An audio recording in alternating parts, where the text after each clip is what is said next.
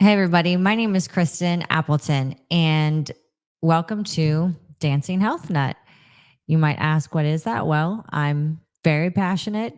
Some might say obsessed with dancing, also very passionate. And my husband would say obsessed with health and wellness and supplements. That is true.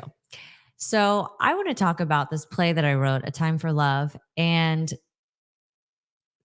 I want to start with this and then kind of go backwards into my life and who I am. So this play that I wrote, it's about a wealthy inventor who he has had so many brilliant innovations and has created so many things, but at the end of the day, he's ultimately so lonely. All he wants to do is find his one true love. So he invents a time machine and he sends his loyal assistant Winston around the world and through different eras to collect 7 women to come back and perform for his heart. Now, the characters in this, when they come back to perform, I wanted this to be extremely all encompassing with different art forms. So, not only do they have a different skill and a different talent, but their character possesses different traits. And we have a Latin ballroom dancer, a jazz singer, a an acrobat, a Brazilian zouk dancer, an aerialist, a drag queen, and a pole artist. So, and the pole artist used to be a professional ballerina, so she has double skills. And so they each possess a different skill and talent. They come back to perform, and ultimately, at the end of the show, he has to choose somebody. And I did end up. I wrote the play and I directed it. I chose all the music. I chose all of the performers, and I'm also performing in it. So, how did that come about? Some people think I'm a little crazy for doing all of those things, but it's a lifelong dream of mine.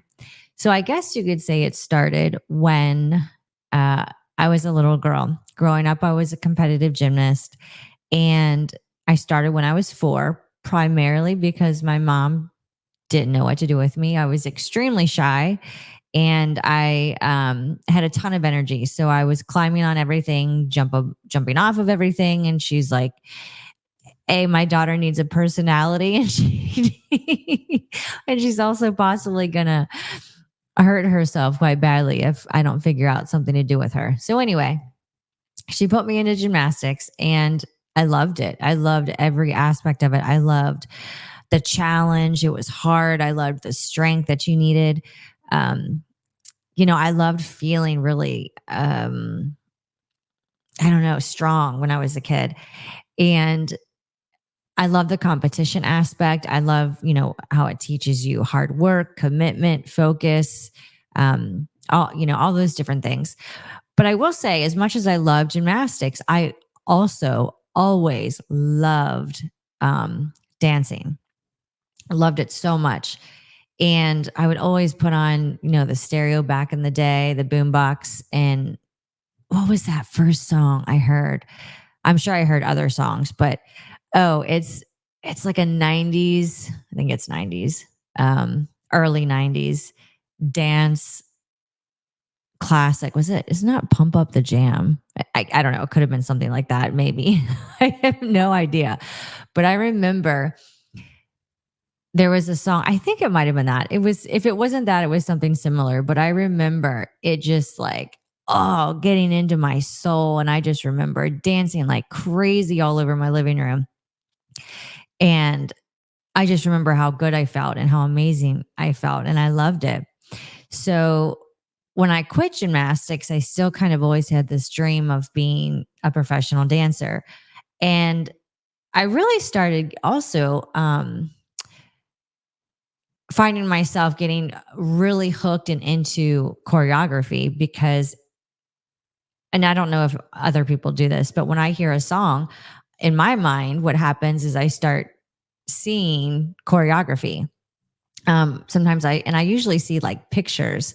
So my mind always kind of creates pictures of people, whether it's like an illusion that they're creating or a certain hit that they're creating to a certain part of the song. But my mind always sees pictures like that. And, but I never really ended up doing dance. High school came about and it just, I don't know. You know how you're like pushed into doing something practical and realistic because you're about to graduate and you need to go get a job and all those things. And I just didn't really do it. And then I had my son when I was 20. And of course, being a parent, that really takes over your focus and commitment. And I never did it. And so I ended up meeting my husband when I was 26. I think we became official when I was 27. That's a different story. And we had our daughter when I was 30. And then I finally decided to start dancing when I want to say 34, I think. I decided to get into salsa. I've always loved Latin music.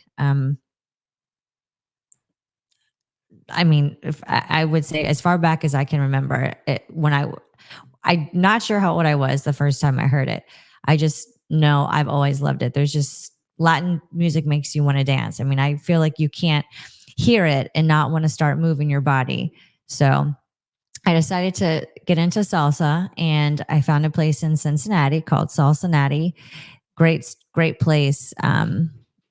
Great teachers, great instructors, really good environment, really fun. Just a great studio. And I did that for about 2 years there, I believe. Um, and then I think the pandemic happened. Um, so I didn't dance at all, I want to say for almost 3 years. But I did end up writing a couple novels during that time. And so, because I do like to write, and so I believe I did that, and then we moved to Puerto Rico, and I danced a little bit there, but everything was still really shut down because of the pandemic. And then we moved to Florida, and once I moved to Florida, I decided I really wanted to commit myself to really growing as much as a person as I could. So I wanted to be as healthy as possible, physical health, mental health, everything. And so I threw myself back into salsa, decided to become really um, serious with it. And I did compete a couple times. Then we ended up moving again to a different part of Florida.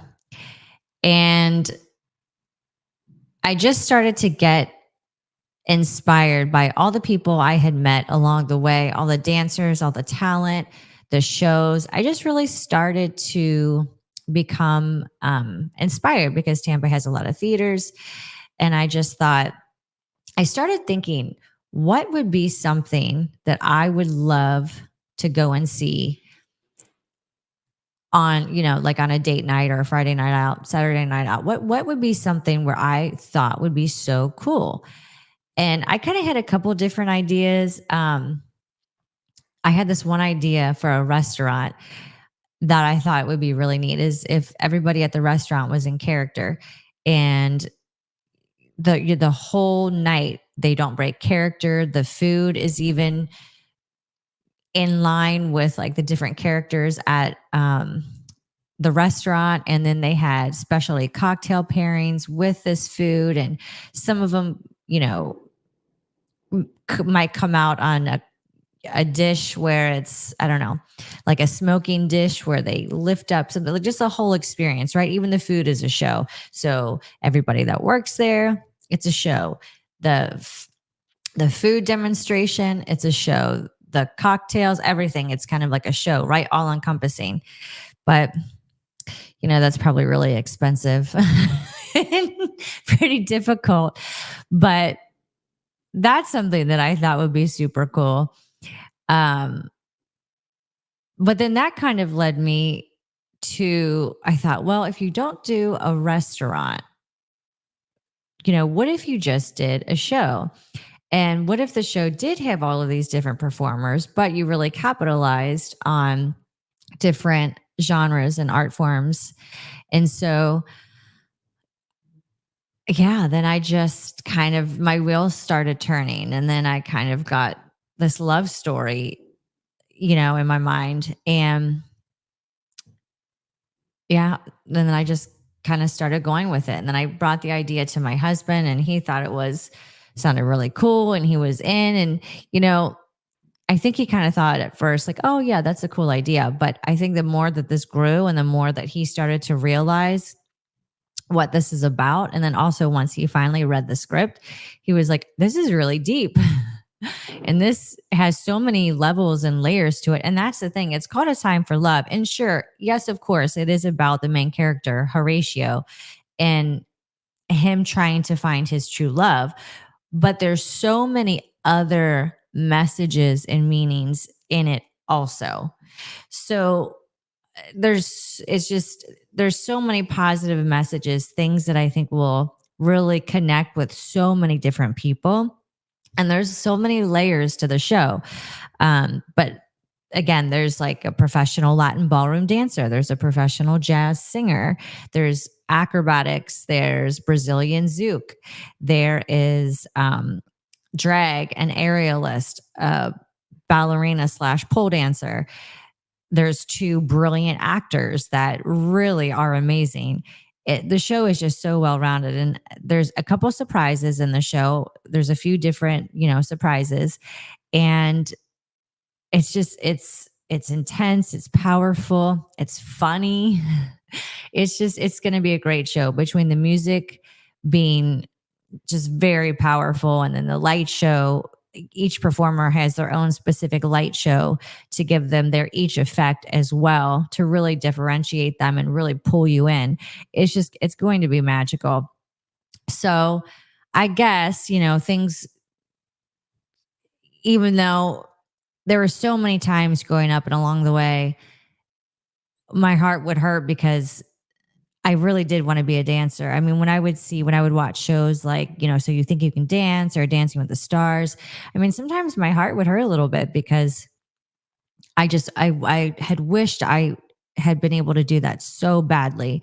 But, in a way, doing this show, it's kind of all coming together, the choreography, the dancing aspect, the performing aspect. All of my creative outlets are kind of coming together, all in one. So this is the show, Time for Love, May 31st. And you can see here's some of the different performers. You can see that's the aerialist, the singer, the paso dancer. There's me. This is one of my husband's wonderful creations. He's so good at doing things, and he's always so supportive.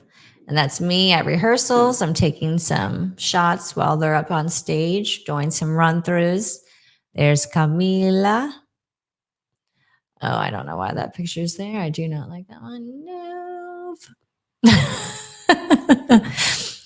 And that video is for another day, because that video, I probably was like 20 pounds more than I am now. And not that that's huge or a big deal, but that's probably another video. Is I was really struggling with hormone imbalance there, which I didn't know at the time was so important. And I had always been able to keep weight off, and, fairly easy. I've always had a good metabolism, always stayed really active, but that definitely was a time that no matter what I did, I kept gaining weight, and I kept eating more healthy, more healthy, more healthy, doing more exercise, more exercise. And I kept gaining weight, and it was stressful. I think part of it was because I had my second child when I was 30. And I do think that kind of, and I also breastfed for 2 years. So I do kind of think that catapulted my hormones into a weird state. So I ended up getting my blood work tested, and finding out that my estrogen was really high and my progesterone was really low. My testosterone was really low. So I ended up reaching out to my cousin and her supplement company that specialize in hormone balance, autoimmune disorders, inflammation, gut health, all those things. And basically, we put a plan together, and that really worked. It's been working ever since. So, um, that's another video to talk about health and wellness and just all the things that worked for me. I think a lot of people don't understand that when their hormones are out of balance or their thyroid, you know, it isn't working properly. I personally do not believe that medication is always your first go to and the answer. I think there's always healthy alternatives to help your body actually do its job and do what it's supposed to instead of putting synthetic things into our body. So I can do a whole other video on all of those things, what I take, why, the reasons behind it, how it helps me. And it's easier for me now at 40 to stay in shape um, than it was when I was between the ages of 30. Actually, between the ages of, if I'm being honest, between the ages of probably 29 to 36. Yeah. So I would say it's significantly easier now for me to stay in shape at 40 than it was between the ages of 29 and 36 for sure. But yeah, I'll do a whole other video on that, on what works for me, all the different things that I found out along the way by getting my blood work done, monitoring my blood work, understanding what I'm putting into my body. And yeah, so it's definitely nice to not have to work so hard to stay in shape. And it's really nice to live a much more well balanced life. So, yeah, so I'm a I'm a mother, I'm a wife, I'm a dancer, I'm a writer, um, all those things. So I'm a health nut, obviously, and yeah, we'll talk about all of those different things in the future. What's worked for me, what would probably could help you, and yeah, stay tuned.